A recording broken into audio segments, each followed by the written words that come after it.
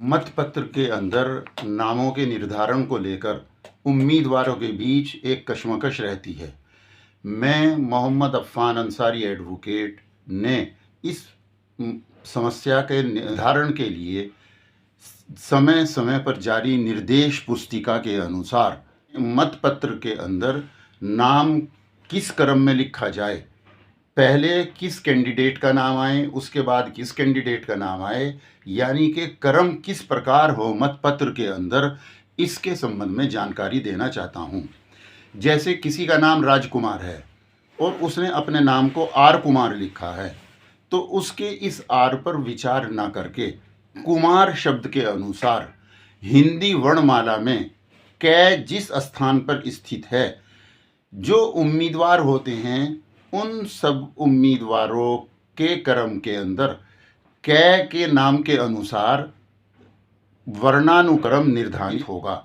जैसे किसी का नाम कमल कुमार शर्मा है तो के शर्मा उसका नाम लिखा हुआ है, तो इसमें के पर विचार नहीं होगा, बल्कि शर्मा के शय के अनुसार हिंदी वर्णमाला में जिस स्थान पर जिस क्रम में ये आ रहा है उस क्रम में ही मतपत्र में लिखा जाएगा।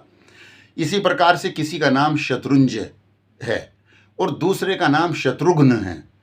अब शत्रु तो दोनों में समान है, अनय और घ, इसके अनुसार ये देखा जाएगा कि हिंदी वर्णमाला में घ अनय से पहले आता है, तो शत्रुघ्न पहले और शत्रुंजय बाद में आएगा।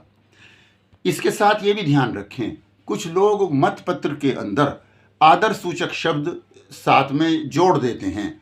जैसे अगर वोटर लिस्ट के अंदर किसी का नाम डॉक्टर राम किशोर लिखा है तो इस डॉक्टर पर विचार नहीं होगा, आर को मुख्य शब्द मानकर ही वर्णमाला के अनुसार मतपत्र के अंदर नाम लिखा जाएगा।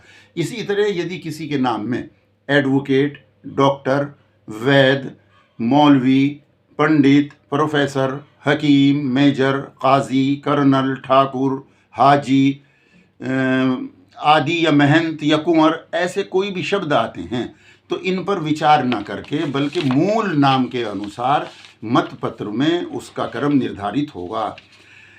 अगर कोई समानता वाले शब्द हैं, जैसे किसी का नाम दो व्यक्तियों के, दो उम्मीदवारों के नाम समान हैं, तो उनके पिता का नाम देखा जाएगा। और यदि कहीं पर पिता का नाम भी समान हो जाए तो फिर उसमें उनकी आयु देखी जाएगी। अधिक आयु वाले उम्मीदवार का नाम दो समान नामों में जिसकी आयु अधिक होगी उसका नाम मतपत्र में पहले लिखा जाएगा। इसी तरीके से यदि नाम भी समान, पिता का नाम भी समान और आयु भी एक समान हो जाए तो मकान नंबर के क्रम को मुख्य मानते हुए कम मकान नंबर वाले का नंबर मतपत्र के अंदर पहले आएगा। इसी तरीके से यदि उम्मीदवारों के नामों के प्रथम अक्षर एक जैसे हों, फिर दूसरे अक्षर पर उनके विचार किया जाएगा। अगर दूसरा अक्षर भी एक ही जैसा है तो फिर इसी तरह तीसरे अक्षर पर विचार करके लिखा जाएगा।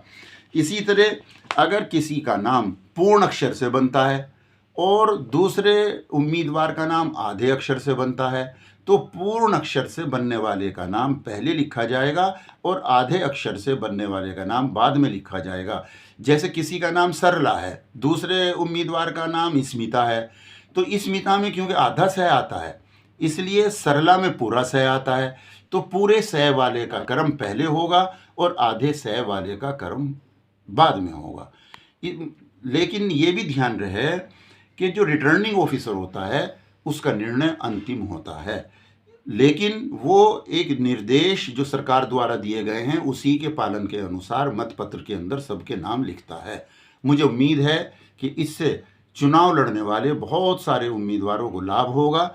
इसके साथ साथ इससे चुनाव के संबंध में ही अगला वीडियो किस प्रकार से आप नामांकन पत्र भरें और उसका जो एफिडेविट है उसके साथ शपथ पत्र है उसको किस प्रकार से भरें, वो मैं अतिशीघ्र दूसरी वीडियो में बताऊंगा, जिसका आप इंतज़ार करें।